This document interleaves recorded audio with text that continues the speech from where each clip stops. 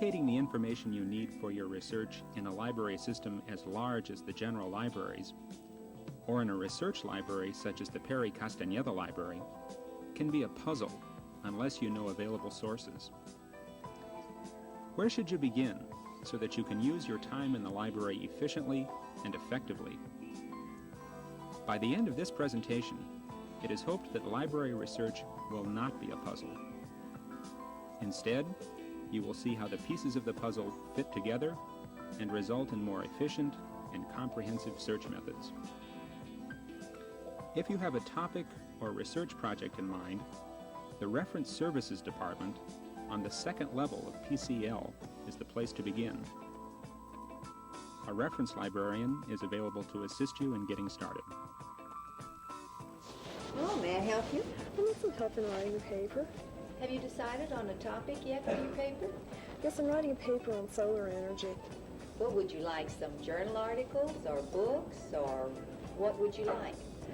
Oh, whatever you've got. Let's look at some abstracts and indexes to find some articles, and then we'll go to the card catalog and look up for some books. Before you begin research on a subject for a paper, thesis, class assignment, or other purpose, there is one important step which must not be overlooked: the development of a plan for action, a search strategy.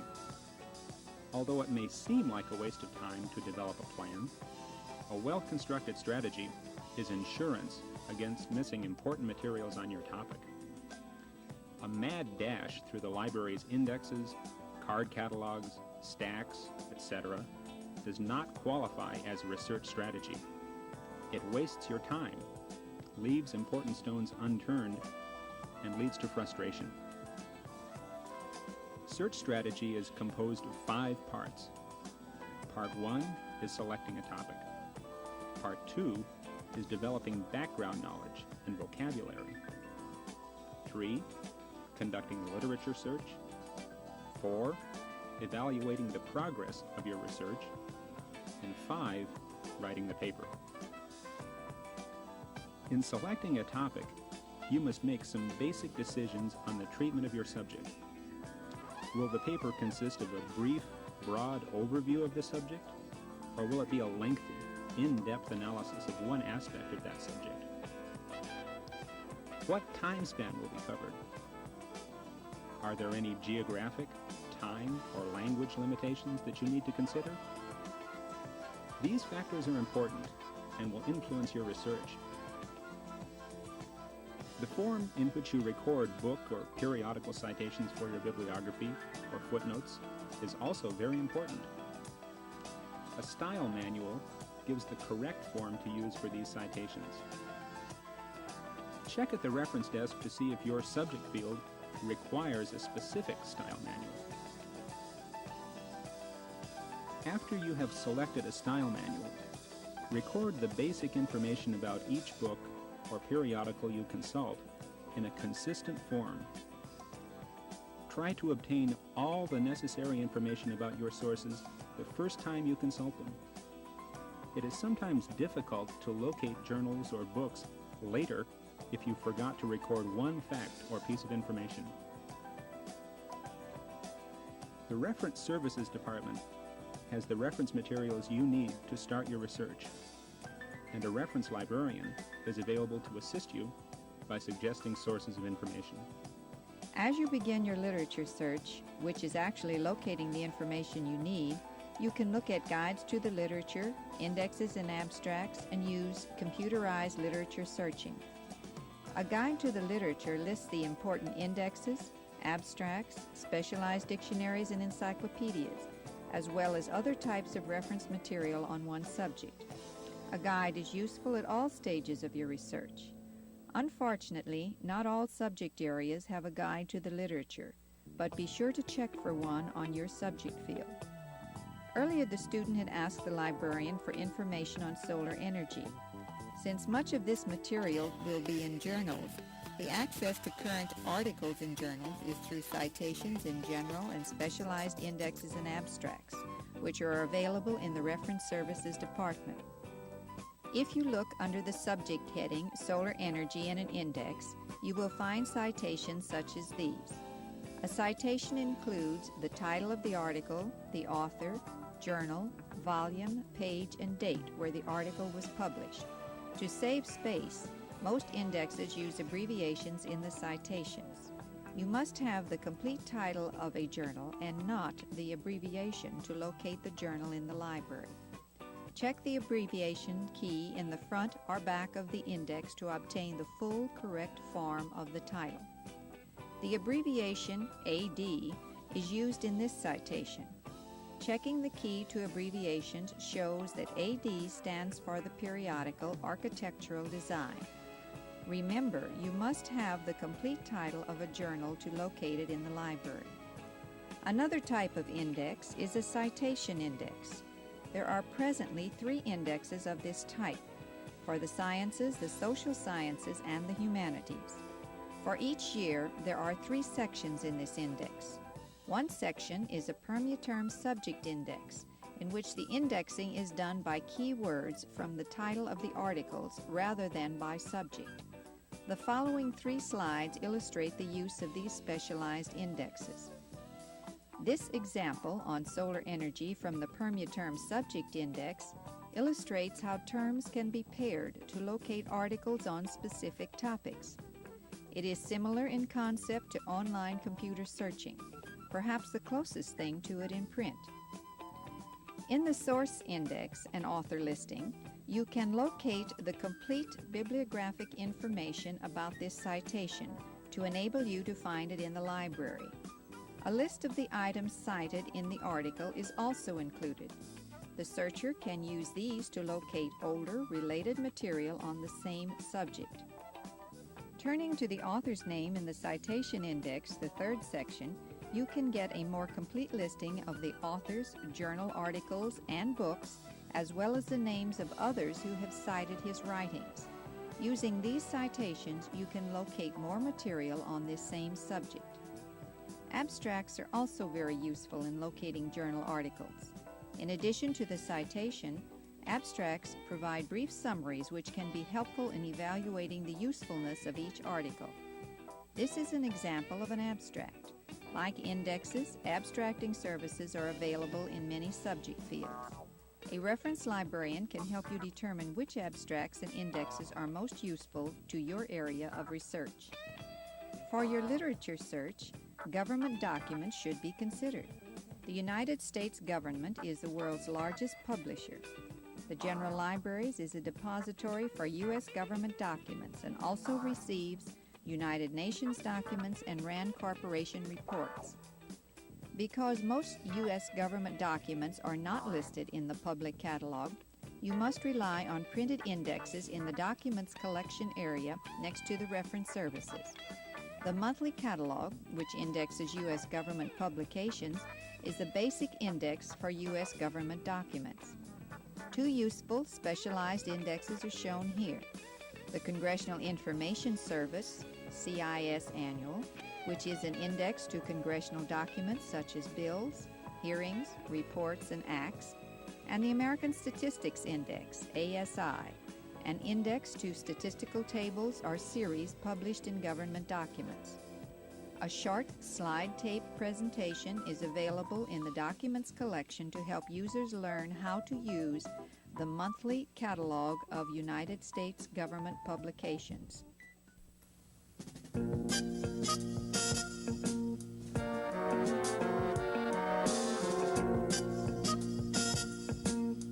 So far, this discussion has covered information from printed sources. Perhaps a computer search of one of the many databases available would facilitate your research. The Special Services Department in PCL is responsible for Computer-Based Information Services, CIS. Several services are available. The General Libraries provides free online access to the 2 most recent years of ERIC, an education database, and Psych, a psychology database. You can attend a training session to learn how to use these databases, then make an appointment to conduct your own literature search. Lectures are given Monday afternoons at 3 p.m. in PCL 1.102 at the beginning of each semester. At other times, a slide tape presentation is available in the Periodicals and Microforms unit in PCL for those who cannot attend a Monday lecture or who wish to review the search procedures before conducting their search. The General Libraries offers another free service to users, Current Awareness, using 4 databases: ERIC and Psych, mentioned previously, Inform, a business database, and SPIN, a physics database. Graduate students, faculty, and research staff who want to keep abreast of current research in their fields can arrange to receive monthly printouts of citations relating to their research topic. Information on Current Awareness is available in the Special Services Department. Librarians conduct online literature searches for users on more than 100 databases available through Lockheed's, Dialog, SDC's, Orbit, and BRS systems. Information about the databases available, librarians to consult, and approximate costs can be found in databases available for computer searching, available in the reference services or in special services departments. The typical result of a computer search is a printout of citations such as this one on solar energy, which includes complete bibliographic information and generally an abstract. After you have found citations to relevant journal articles or books, you must consult the public catalog to locate them. The public catalog in the Perry Castaneda Library is the principal access point for books and periodicals. The public catalog in PCL is a union catalog, which lists the holdings of all library locations in the general libraries. It is a divided catalog with 2 principal sections, the name title section and the subject section. The name title section of the public catalog lists books by or about an author. For example, here you see a book by Daniel Behrman on solar energy and a book about him, The Man Who Loved Bicycles. Because this is a name title catalog, title cards are filed here also. The name title section also includes serials, publications issued regularly or irregularly over a period of time. They may include journals, annuals, proceedings of conferences, magazines, etc. Serials are filed by title, or, when the title is not distinctive, by the name of the issuing organization. For example, Report of an organization or Annals of an organization are not distinctive titles. The title or the name of the organization when used are called main entry cards. This is important because the holdings card, which shows which volumes the library owns, follows the main entry card. Here, the holdings card for Energy World indicates that volumes for 1973 through 1976 have been bound and are available under the call number in the upper left-hand corner. The cross indicates that 2 bound volumes for 1975 and 1976 are missing some issues and are incomplete. In PCL, bound volumes of periodicals are shelved on the stack floors, levels 3 through 6, by call number, while current, unbound copies are available in the Periodicals and Microforms unit, PCL 1.300. Branch libraries also have current and unbound periodicals. The subject section is the second major section of the public catalog. Subject headings used are determined by the Library of Congress, which publishes this 2-volume set called Library of Congress Subject Headings. These volumes are available near the subject section of the catalog, or at the information desk, or in reference services. Here is a sample from Library of Congress subject headings. The boldface type for solar energy indicates a subject heading used by the Library of Congress. The call number given at the right is the basic call number for this subject. terms listed after SA or See Also are other terms under which you can look for additional information. Words after X are not subject headings, but are used as cross-references to the correct subject heading. Words after XX are broader terms under which you can look if there is insufficient information under the term solar energy. Following the subject section of the public catalog is a separate section for UT Austin theses and dissertations only. Cards in this catalog are filed by author, title, and subject in one alphabet, and by department and date in another. Copies of a booklet, How to Use the Public Catalog, and other printed materials are available at the information desk. Filing rules in a large research library's public catalog are complicated. The information desk staff are available to help you use the public catalog. At times, card catalogs are not filed as quickly as books are acquired. If you are looking for recent books and there are no cards in the public catalog, a reference librarian in the Reference Services Department can check the OCLC database to see if the title has been cataloged for the general libraries. Or the librarian can show you how to search the database yourself. In the examples of cards from the public catalog you saw previously, you probably noticed that numbers are given in the upper left-hand corner of each card. All of these letters or numbers are the call number. The General Libraries has books classified in both Library of Congress and Dewey Decimal classifications. Since May 1972, all new books received by the General Libraries have been classified in the Library of Congress classification, and the call numbers begin with letters.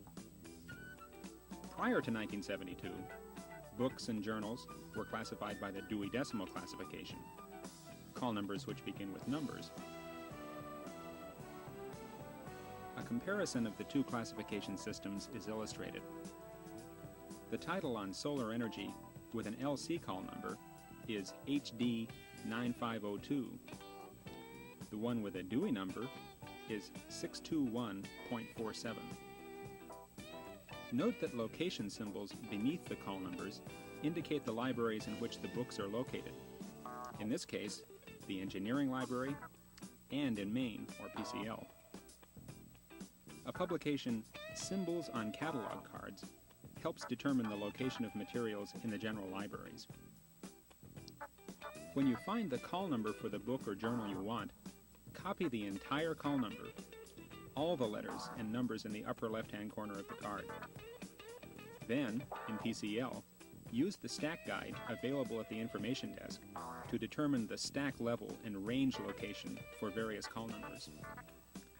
Library of Congress call numbers are shown on the front of the guide. Dewey call numbers are on the back. By now you have collected your citations and have consulted the public catalog to locate books, journal articles, government documents, theses and dissertations, and perhaps had a computer search on your topic. It is now time to evaluate what you have found. If you have found too much material, you may need to narrow the scope of your topic. If you have not found enough, you may wish to consult with a librarian about your research.